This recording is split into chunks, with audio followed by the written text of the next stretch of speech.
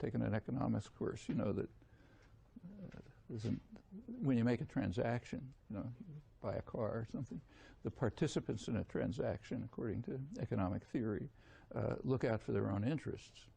And then they're kind of like side effects, what happens to other people. That's a footnote. That's called an externality. Well, you know, the externalities can be pretty large, like, say, the current financial crisis is an externality. There are other externalities which are even worse. For example, if you take a look at today's polls, you know, last couple of days, there are new polls on attitudes of Americans towards global warming, and it keeps going down. And by now, about a third of the population think that, believe in anthropogenic global warming. Humans have something to do with global warming. It's being relentlessly driven down by a massive propaganda barrage telling people it's all a liberal hoax, so forget about it. Now, you know, the guys who are running these campaigns know perfectly well that the liberal hoax is very real, and it could destroy the lives of their grandchildren. In fact, it could destroy everything they own. And in their personal lives, you know, decent human beings, they understand that.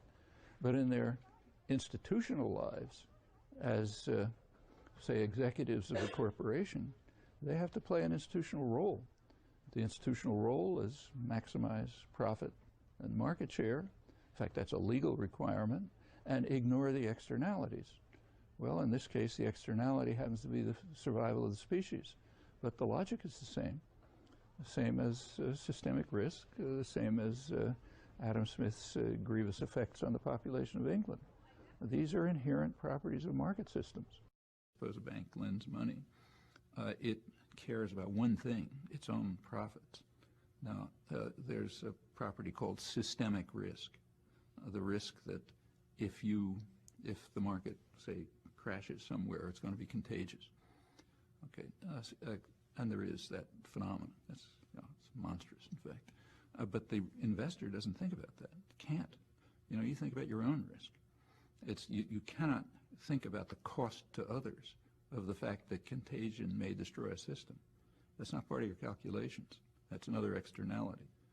So the system is sort of built to magnify extremely dangerous properties. And this happens all over the place. I mean, what are called the externalities that just, you know, dominate life. Well, if you take a look at markets, they are a recipe for suicide, period.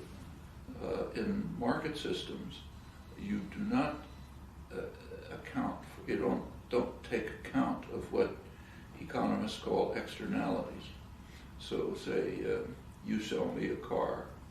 In a market system, we're supposed to look after our own interests. So I make the best deal I can for me, you make the best deal you can for you. We do not take into account the effect on him. That's not part of a market transaction. Well, there is an effect on him. There's another car on the road, there's greater possibility of accident, there's more pollution, there's more traffic jams. For him individually, it might be a slight increase, but this is extended over the whole population. Now, when you get to other kinds of transactions, the externalities get much bigger. So take, say, the financial crisis. One of the reasons for it is that, there are several, but one is that in market transactions, say if Goldman Sachs makes a risky transaction, they, if they're paying attention, cover their own potential losses. They do not take into account what's called systemic risk. That is the possibility that the whole system will crash if one of their risky transactions goes bad. That just about happened with AIG, the huge insurance company. They were involved in risky transactions which they couldn't cover. The whole system was really going to collapse. But of course, state power intervened to rescue them. The task of the state was to rescue the rich and the powerful and to protect them. And if that violates market principles, okay, we don't care about the market principles. The market principles are essentially for the poor.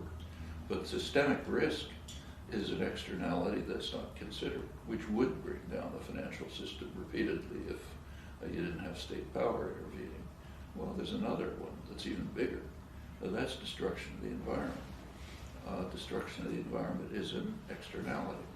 In market interactions, you don't pay attention to it.